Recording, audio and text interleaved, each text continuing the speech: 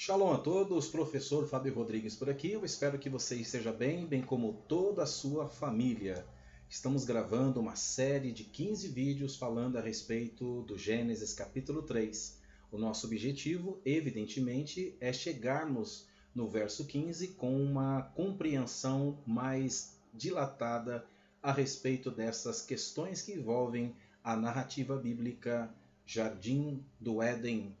E dentro desse contexto nós encontramos, em nível remés, um casal que é retirado do chamado Olam Haberiá, do mundo da criação, e ele então é convidado, ele recebe como um prêmio de Hashem, do Eterno, então ele é introduzido agora para um outro mundo. O mundo antes que era instintivo, agora ele recebe um presente para poder transitar no mundo racional, que nós chamamos em hebraico de Neshama, ok? Bom, nesse quinto vídeo falaremos sobre o perigo de abandonarmos o mundo absoluto, já que este é o mundo do Gan Eden. É exatamente o que a narrativa quer nos mostrar. A Torá quer nos apresentar exatamente o mundo ideal para todo ser humano. Por essa razão que nesse quinto vídeo nós falaremos sobre o perigo do abandono com relação ao mundo absoluto, ou seja, do certo e do errado, e a transição para um mundo que Deus não havia idealizado para o ser humano, que é chamado mundo relativo, isto é, bem e mal.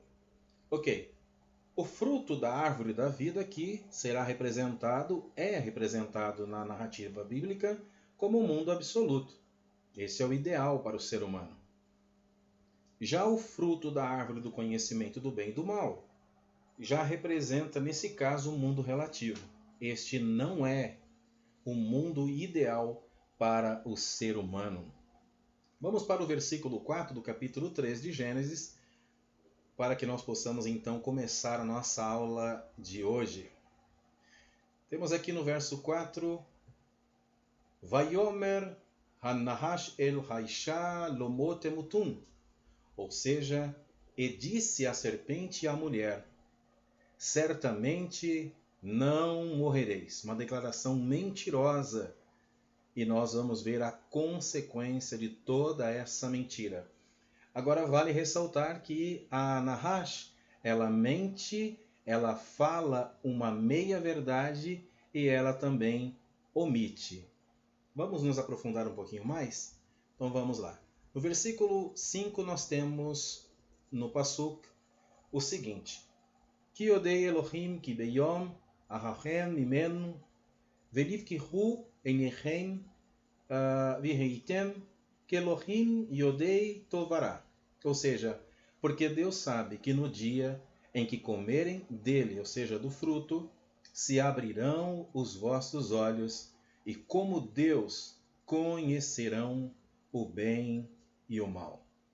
Observe, no versículo 4, ela mente, dizendo que eles não morreriam se comessem do fruto proibido. Já no versículo 5 do mesmo capítulo, ela diz o seguinte: Deus sabe que no dia em que vocês comerem deste fruto proibido, se abrirão os vossos olhos e vocês serão como Deus, como Elohim, conhecendo o bem e o mal. Vamos ver o que acontece exatamente. De acordo com a narrativa bíblica, vamos perceber o desdobramento desta mentira, desta meia-verdade e da omissão que a Nahash nos apresenta nesse texto, nessa narrativa, sempre lembrando que a narrativa está no nível remés, no nível alusivo. Vamos prosseguir? Bom, o Rabi Dom Isaac Abravanel, na Idade Média, já declarava que a Nahash nunca falou literalmente, por uma razão muito óbvia. Serpentes não possuem cordas ou prendas vocais. Para ele, para o Rabi Dom Isaac Abravanel, a Nahash sempre foi metafórica. Vale destacar aqui esse grande conhecedor da Torá e do Tanar, o Rabi Dom Isaac de Abravanel. Note isso daí, pesquise a respeito desse grande homem, desse grande sábio da Idade Média. Vamos prosseguir então. De acordo com os sábios da tradição judaica, as religiões começaram a aplicar essa Nahash metafórica a Hassatan, ou seja, a Satanás.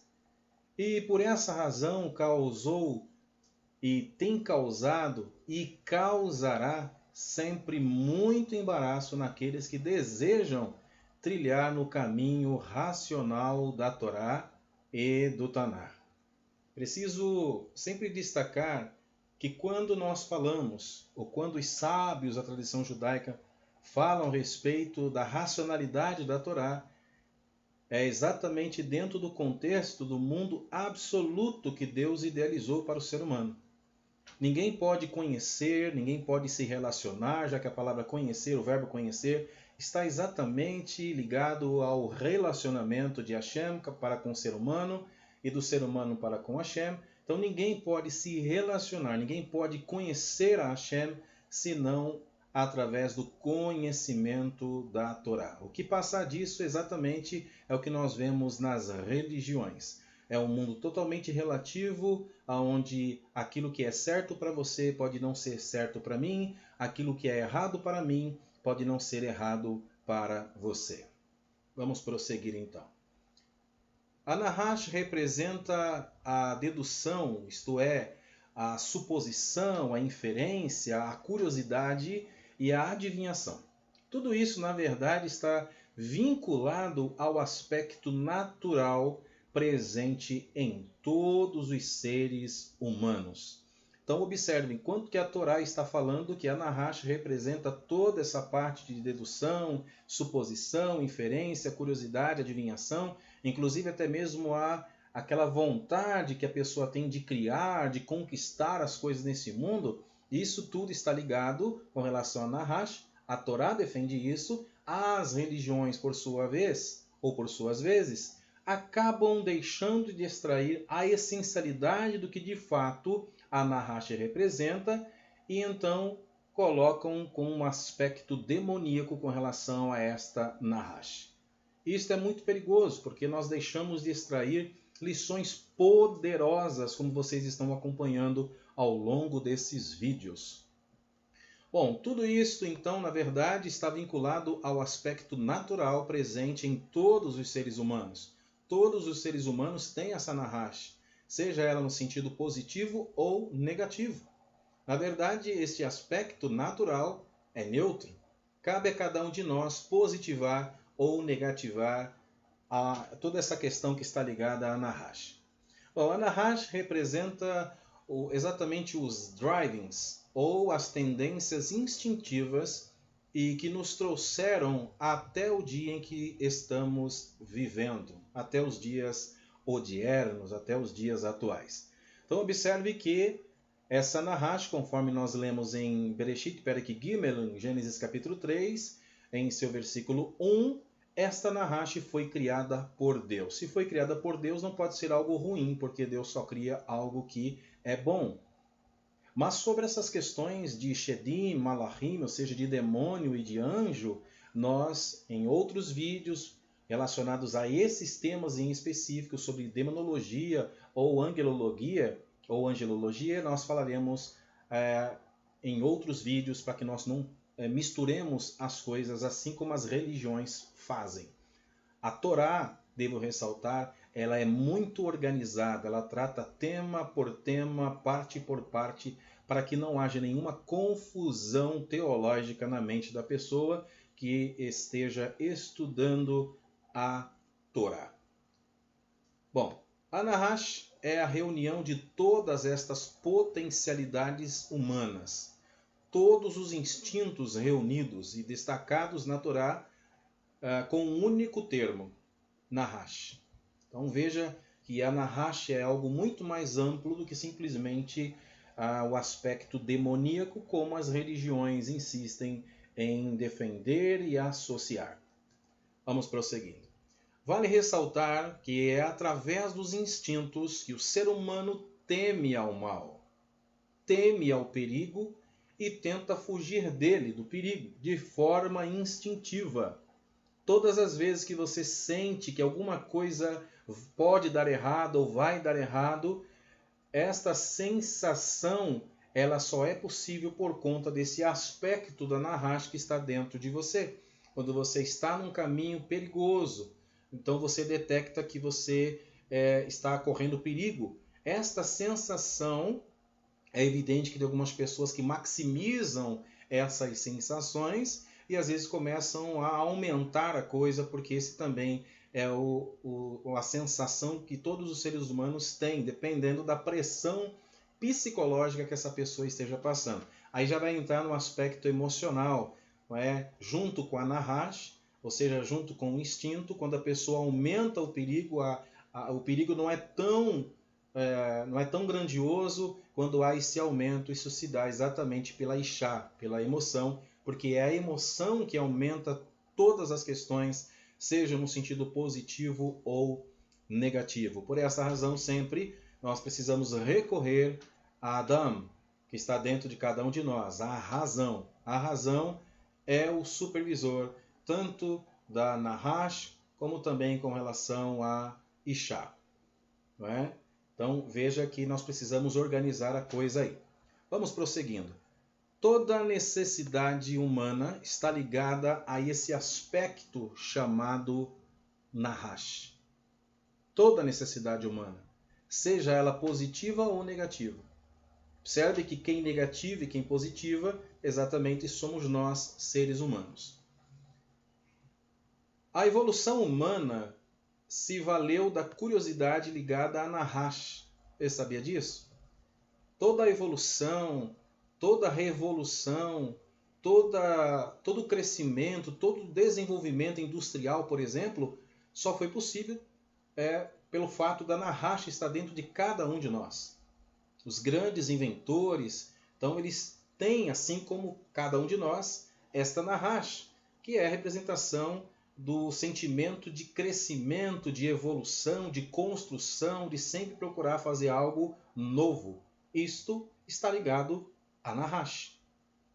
A evolução humana se valeu da curiosidade ligada a Nahash, pois é a partir dela que os instintos surgiram, tanto a confecção quanto a venda e a compra dos inventos humanos estão ligados ao aspecto da Nahash. Veja que legal. Bom, a Nahash oferece à mulher, no texto retromencionado, uma subversão da Torá natural, dando a ela a certeza de um prêmio, uma recompensa para ela e para o marido, se eles transgredissem a ordem divina. Veja que incrível, veja que sutileza da Nahash. Os instintos sempre nos levarão, se não forem supervisionados pela razão e pelo auxílio da emoção, os nossos instintos sempre nos levarão à subversão da Torá natural, ou seja, os instintos, se não forem bem supervisionados, eles bagunçam o coreto, literalmente falando. Bom, a Nahash oferece à mulher uma subversão da Torá natural, dando a ela a certeza de um prêmio, isto é, uma recompensa para ela e o marido, se eles transgredissem a ordem divina. Vocês se lembram? Olha, vocês, na verdade, se vocês comerem, a Nahash dizendo à mulher, vocês não vão morrer. Na verdade, Deus sabe que no dia em que vocês comerem do fruto proibido, vocês serão como ele, sabendo o bem e o mal.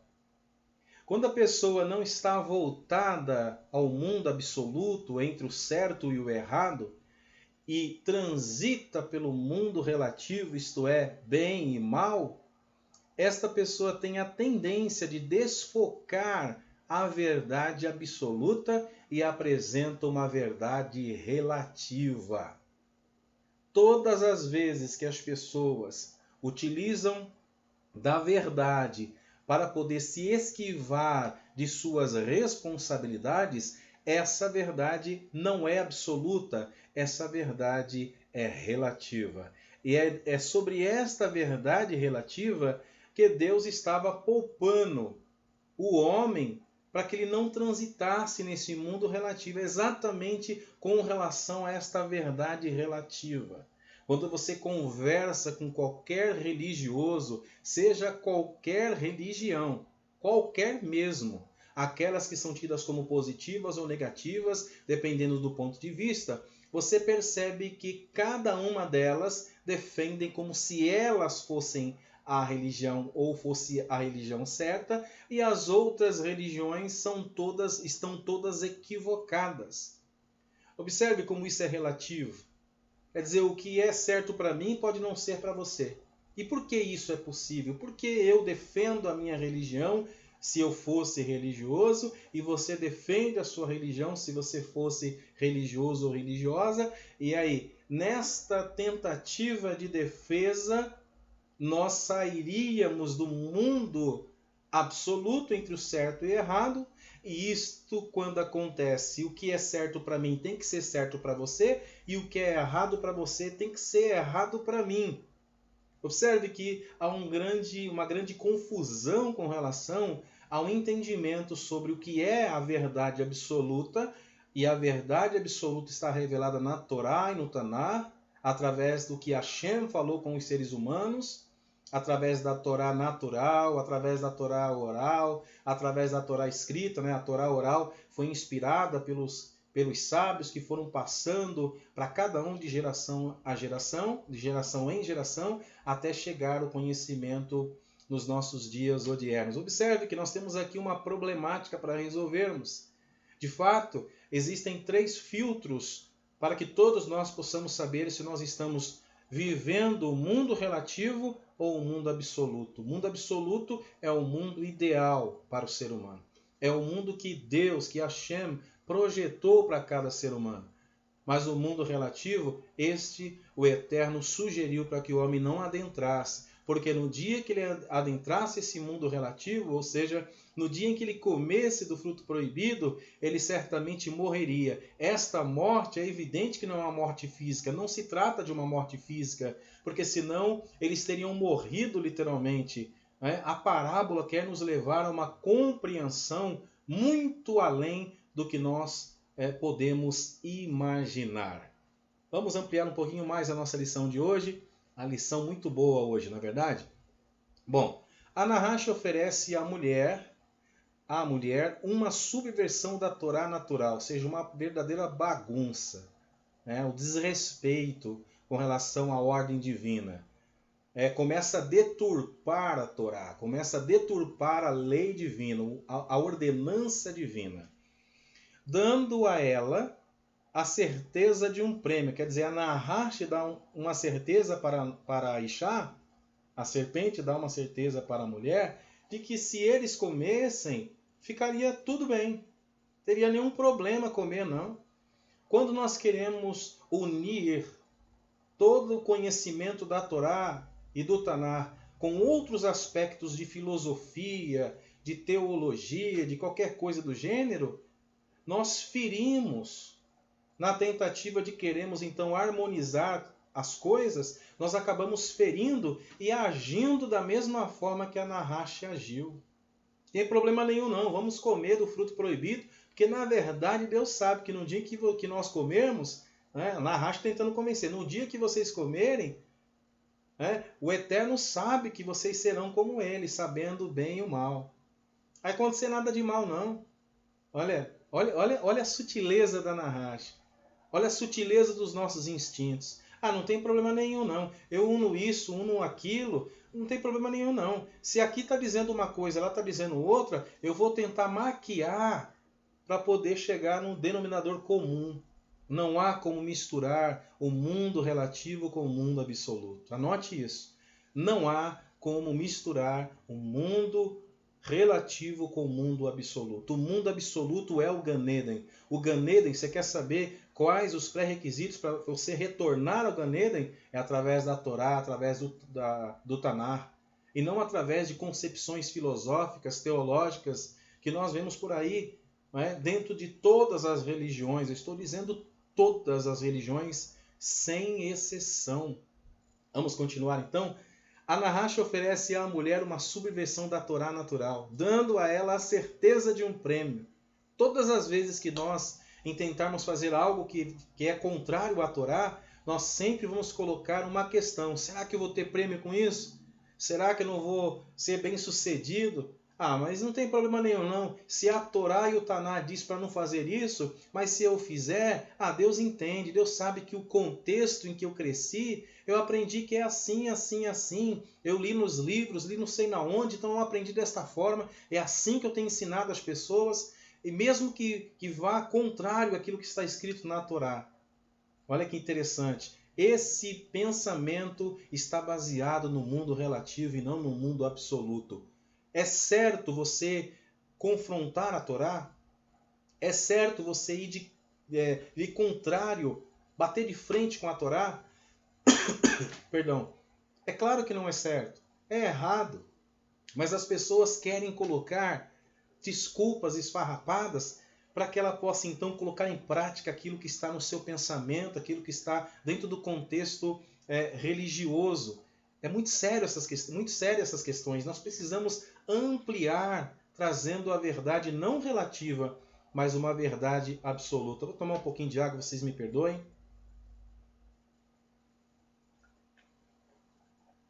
Então vamos prosseguir nesta jornada maravilhosa,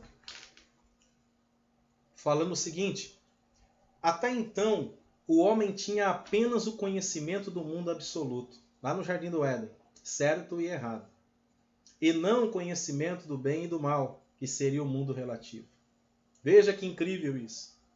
Até então, o homem tinha apenas o conhecimento do mundo absoluto, certo e errado, e não o conhecimento do bem e do mal, que seria o mundo relativo. Veja o perigo da pessoa sair do mundo absoluto, o mundo objetivo, e ir para o mundo relativo, o mundo da subjetividade. Isso é muito perigoso. Vamos ver o que acontece? No Éden, Adão e Eva não transitavam no mundo relativista como é hoje em dia. A Nahash propõe à mulher o mundo relativo, o bem e o mal, levando-a a rejeitar o mundo objetivo, o mundo absoluto, do certo e do errado, proposto por Deus ao homem. Uau! Paradoxalmente, a Nahash estava falando a verdade. É nesse ponto que eu quero chegar. Paradoxalmente, ou seja, por mais contraditório que possa parecer, a Nahash estava falando a verdade. Mas essa verdade não era verdade absoluta, porque ela omitiu algumas informações quando ela declarou apenas que se o homem, ou seja, o homem e a mulher, comessem do fruto proibido, eles seriam como Deus, sabendo o bem e o mal. Mas a Nahash não fala, mas vocês terão consequências terríveis se vocês comerem desse fruto proibido. Veja que interessante, não é?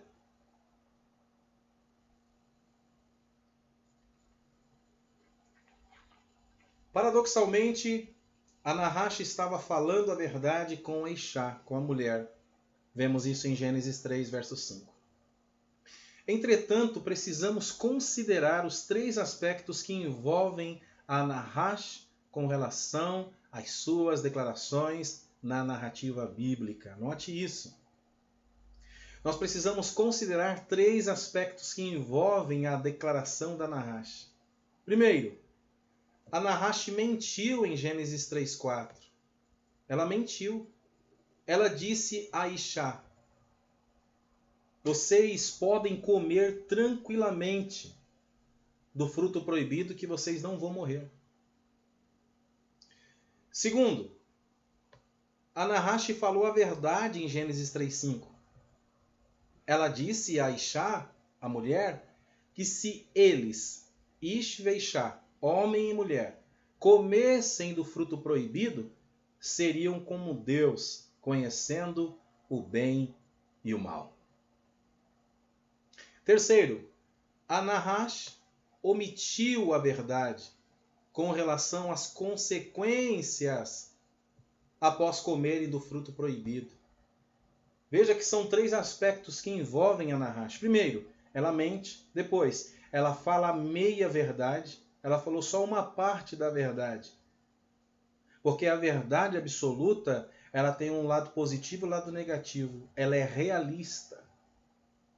Agora, já a verdade relativa, ela só apresenta o que lhe convém. E olha que interessante.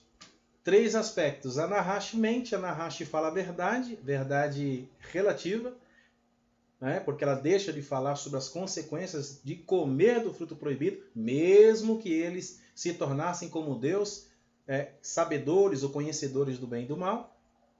E Anahash, então, omite a verdade com relação às consequências após comerem do fruto proibido. Portanto, a tríade mais utilizada pelos instintos humanos é a mentira, a verdade relativa e a omissão da verdade absoluta. Esta tríade só é possível no mundo relativo, pessoal, do bem e do mal. Nós precisamos diferenciar entre a verdade relativa da verdade absoluta. Isso é importante. A verdade relativa apresenta apenas o que é conveniente, assim como vemos na narrativa bíblica em Gênesis 3, 4 e 5, conforme já retromencionamos. A verdade relativa sempre será parcial e tendenciosa.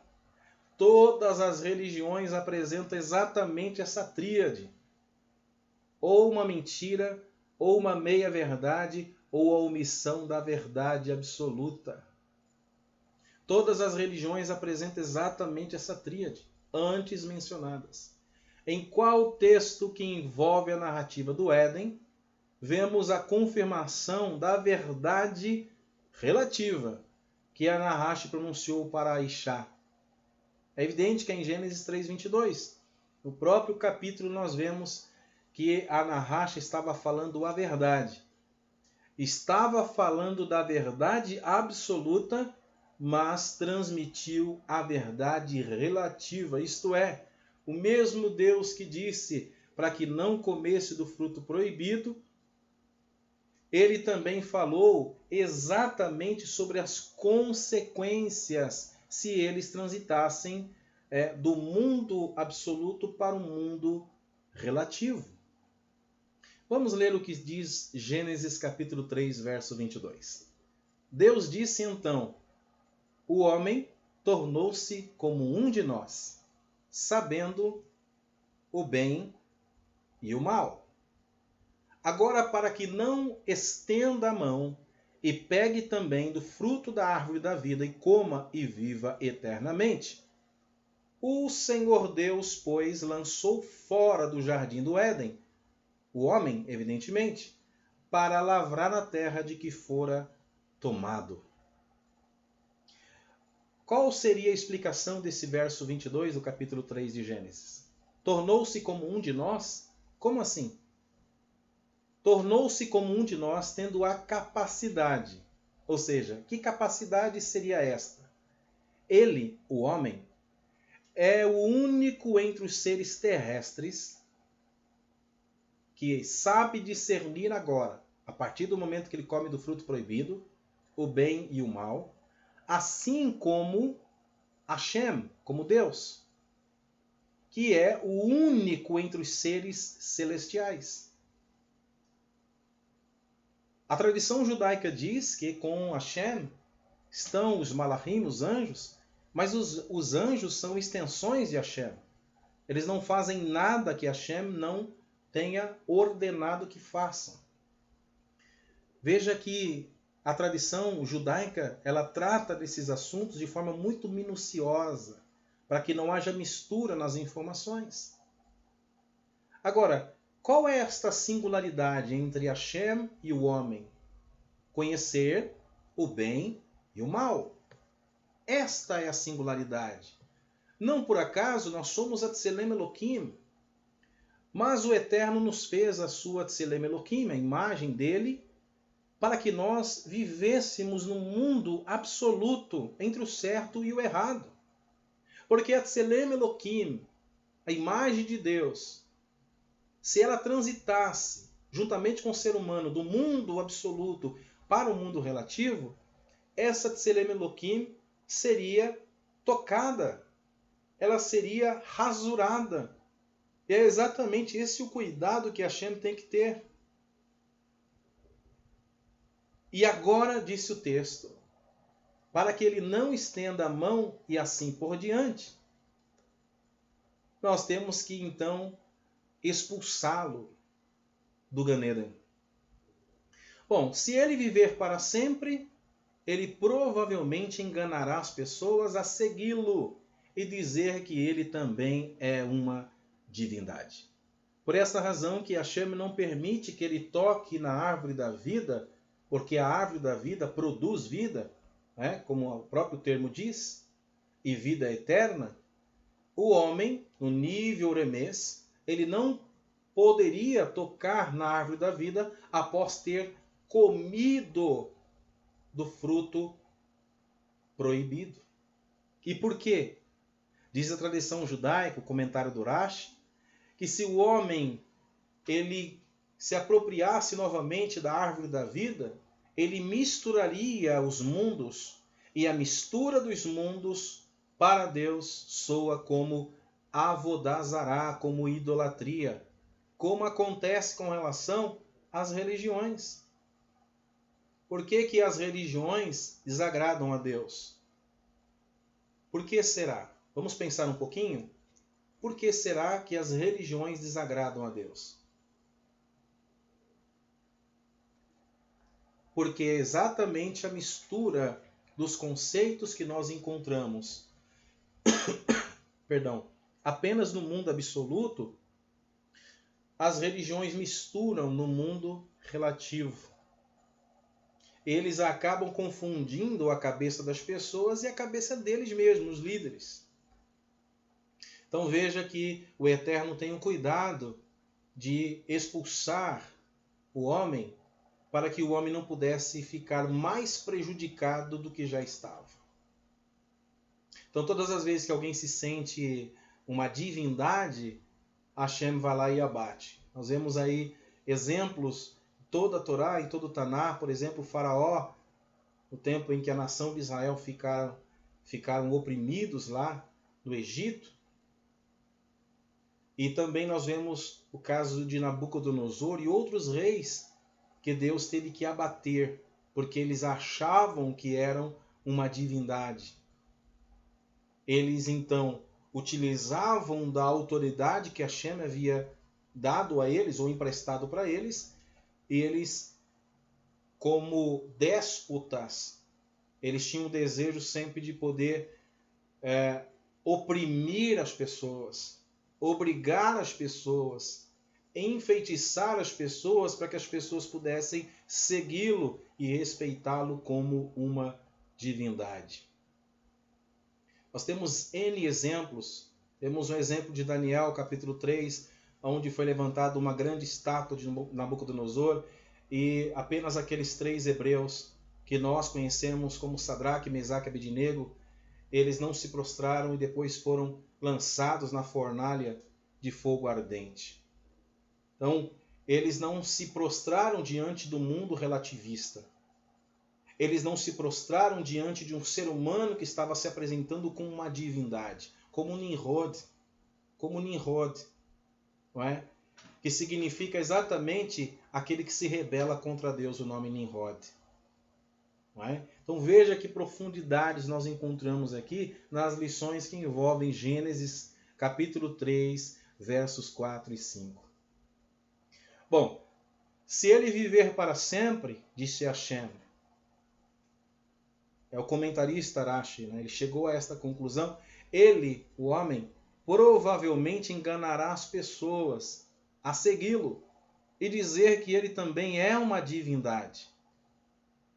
Existem também midrashim agáticos, mas eles não podem ser reconciliados com significado simples, ou seja, no nível pshat do texto. Mas numa outra oportunidade eu quero compartilhar sobre o que outras linhas judaicas têm a respeito desta temática. É uma temática muito rica e são comentários extraordinários. Mas vamos prosseguir. Embora Nahash tenha dito a verdade, ela acabou distanciando o homem da árvore da vida, não é verdade? O caminho da árvore da vida foi fechado. Quando o homem e a mulher se apropriaram de algo que Hashem havia proibido. Ou seja, o fruto da árvore da subjetividade, que é a do bem e do mal. O caminho da árvore da vida é o caminho espiritual elevado. Este caminho nos leva à comunhão com Hashem. Nos leva a termos a comunhão com Hashem. Qualquer tentativa do mundo relativo de nos aproximar de Hashem é uma tentativa frustrada. Por esta razão que muitas pessoas têm dificuldade de sentir a presença de Hashem. Porque estão envolvidas com várias ideologias, com vários conceitos, e a pessoa não entende que muitas das vezes parece que o céu ele se fecha. E quantas vezes nós, distantes de Hashem, pela misericórdia, Hashem permite que nós sintamos a sua presença. Mas é momento de nós sermos libertos de qualquer concepção errada, de qualquer concepção desse mundo relativo que nos distancia de Hashem. O que nos aproxima de Hashem é o mundo absoluto. O que é certo, o que é errado. A Torá está dizendo que nós não devemos fazer isso, então por que fazer? Não tem problema não. Algumas pessoas que ainda, para poder convencer, justificar os seus erros, apresentam alguns textos sagrados de outras religiões para poder dizer, não, mas aqui está escrito assim. Então, se está escrito assim, eu sou da religião tal, então eu devo fazer isso. Então perceba que quando nós saímos do mundo relativo e passamos a adentrar novamente o mundo absoluto, isso só se dá através do conhecimento da Torá. Não há outro caminho a não ser esse. Está percebendo como que a lição é muito mais ampla do que você pode imaginar, do que possamos imaginar? Desculpa, pessoal, estou com a garganta um pouquinho afetada hoje. Isso é um problema de quem fala muito, né? Graças a Deus por isso. Bom, o caminho da árvore da vida foi fechado. Infelizmente. Lá no Gan Eden nós vemos isso. Na narrativa bíblica. O caminho da árvore da vida, ou seja, o portão do Gan Eden foi fechado. Quando o homem e a mulher se apropriaram de algo que Hashem havia proibido, ou seja, o fruto da árvore da subjetividade do bem e do mal. O caminho da árvore da vida é o caminho espiritual elevado, por levar-nos à comunhão com Hashem. Eles perderam o privilégio de se comunicarem com Hashem de forma plena por terem comido do fruto proibido. Veja as consequências. Vejam as consequências terríveis. Embora Nahash tenha transmitido uma verdade de que se eles comessem e seriam como Deus, sabendo o bem e o mal, ela omite acerca das consequências de se tornarem como Deus, sabendo o bem e o mal. A Nahash omitiu sobre as consequências de se apropriarem do fruto proibido, que seria a Galut, o exílio, longe de Hashem, por meio do distanciamento do Gan Eden. A tradição judaica diz que aqui relata o primeiro exílio, é o primeiro afastamento, a primeira punição, a Galut, o exílio, o afastamento, o encarceramento, o distanciamento do homem para com Hashem. Nesta narrativa nós vemos exatamente a primeira Galut, primeiro exílio. Imagine em nível remez, evidentemente, se isso fosse literal, nesse momento agora em nível Pshat, imagine a tristeza de Hashem, a decepção de Hashem. Quando eu falo a tristeza e falo a decepção, evidentemente que eu estou falando de uma linguagem humana, antropomórfica, não é? Então é evidente que eu estou falando dentro desta linguagem. Imagine a decepção. Quando nós amamos nossos filhos e vamos colocar os nossos filhos de castigo, vamos privá-los de alguma coisa por conta de algum erro, nós não temos prazer naquele castigo que nós estamos dando aos nossos filhos. Assim aconteceu no caso de Adão e Hava, quando Hashem teve que então expulsá-los de sua presença. Muito triste isso, não é? O homem, a partir daí, teria que se esforçar muito para retornar ao Gan Eden. Não por acaso, dificilmente conseguimos convencer um religioso de que qualquer religião transita no mundo relativo e não no mundo absoluto, que é o mundo ideal para o ser humano ter comunhão plena com Hashem. Inicialmente, Adão e Hava foram presenteados por Hashem, mas agora teriam que reconquistar com muitos esforços aquilo que eles haviam perdido. O homem foi colocado no Éden sem méritos, mas agora o homem precisaria merecer para retornar ao Gan Eden. E esse merecimento se dará apenas quando o homem se apegar ao conhecimento da Torá e do Tanar, sem resquícios de religiosidade, seja ela qual for.